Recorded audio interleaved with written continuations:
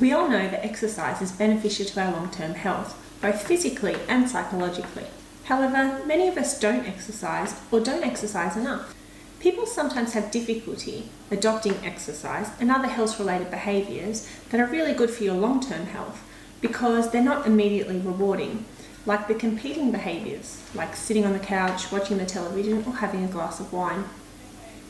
There can also be other barriers to exercise, like feeling self-conscious, not knowing what to do, worrying about pain and injury, or having access to places to exercise. This can lead to a conflicted state where people want to both change and not to change. This is called ambivalence. This ambivalence is really common in health-related behaviours, and it can be tempting for practitioners and well-meaning people just to lecture and tell the person why they should change and what the pros and cons are of not changing. But it can be a really ineffective strategy, as instead of helping the person, it actually increases their resistance to changing. Research shows that instead, a more effective way of helping people resolve their ambivalence is through a technique called motivational interviewing. This is a client-centered approach which helps someone to build the motivation to change and can strengthen their commitment to change. The spirit of motivational interviewing is found in 3 words: collaboration, evocation, and autonomy. Collaboration is a partnership between the practitioner and the person that wants to change, where they explore these feelings of ambivalence and the practitioner acknowledges that the other person knows themselves best and they're the best agent to change.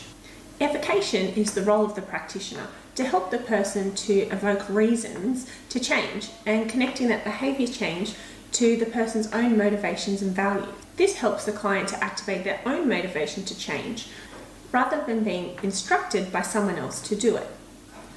Autonomy is honouring the freedom and rights of the other person, that they can or don't have to change, and they can change in the ways that they would like. In motivational interviewing, the practitioner is guided by 4 principles that are represented by the acronym RULE.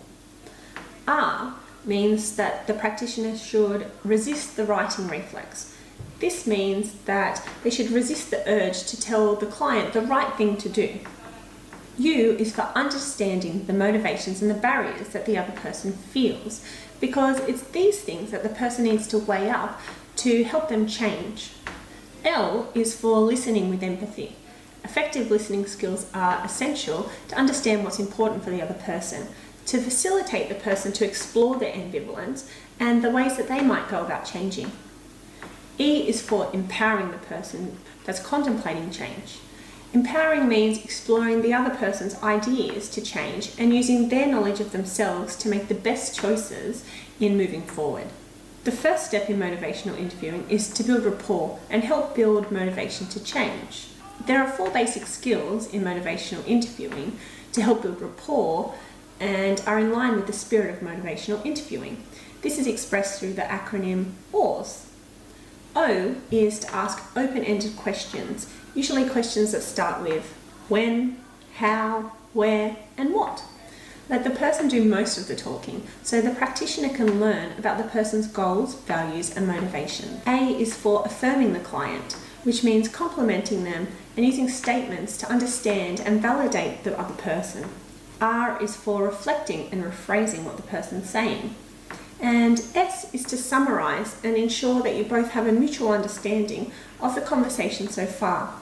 If you only talk of the person's ambivalence, this can lead to someone getting stuck and maintaining that ambivalence. So the next step involves strengthening the person's commitment to change and goal setting with a change plan of action. So if someone was ambivalent about exercising, you might ask them, what are the disadvantages of remaining with the status quo? What are the disadvantages of not exercising? What difficulties will you face by not exercising? And in what ways does not exercising concern you? You should also explore the advantages to changing. You could ask questions like, what are the advantages of starting an exercise program? What might happen to your health, or how might you feel in the future if you start exercising? What benefits will you derive from exercising? You can then work on the client's optimism for change. You can ask them about times in the past that they've made changes and what was successful and what they did really well and what worked for them as a person. You can also ask them about strengths they have. So they might say that they're quite stubborn, which is going to help in a change plan. Or they might also be really organised, which is going to help also. Lastly, helping the client explore their intention to change. You could ask broad questions on this, or a simple way of doing this is to ask them on a scale of 0 to 10, where 0 is that it's not important and 10 is that it's important, how important it is that they're going to change. Now they might give you an answer of 5 and you can say, okay, so what made you choose 5 rather than 3? So obviously you're more motivated than someone that's had a 3 to change. And you can use this as a step forward to facilitate the change talk. If it sounds like they're ready to change and they're committed to this, you can help them start making some goals and some forward action plans. So you might ask them, what changes are you willing to make? What do you think you might do from here? At this stage, it's quite common for the person to ask the practitioner or their friend for concrete ways that they can fix or make quick fixes on what they should do.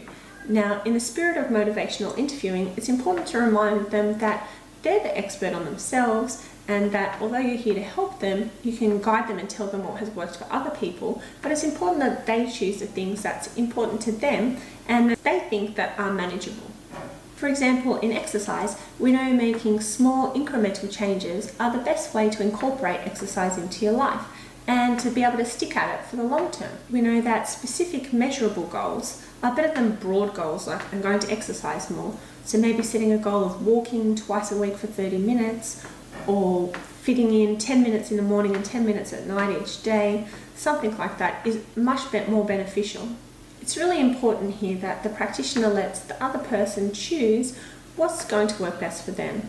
We know exercise take-up is much more effective if people choose things that are fun to them.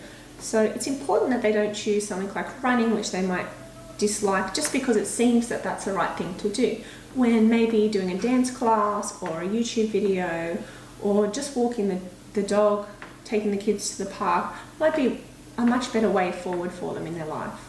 It's also important when you're talking about exercise to speak about relapse, and that there's going to be days that you might miss your goals, and that's not an indication you should give up or that it's not working.